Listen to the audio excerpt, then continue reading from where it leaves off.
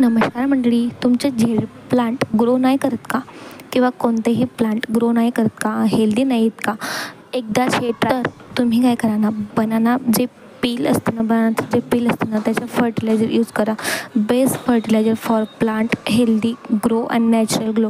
तर काय करा ना, जे रिकामे डबे असतात ना आपल्याकडे, तर त्यांच्यामध्ये ना 2 ते 3 दिवस बनाना पील ठेवून ना 2 ते 3 दिवस राहू द्यायचे. आणि अशा पद्धतीने कोणतीही बाल्टीमध्ये 2 ते 3 लिटरच्या पाण्यामध्ये ते जे फर्टिलायझर असतं ना ते जे पाणी असतं ना ते टाकून द्या. आणि सगळे तुमच्याकडे जेवढेही प्लांट आहेत ना, त्यांना सगळ्यांना हे पाणी थोडं थोडं करून द्या.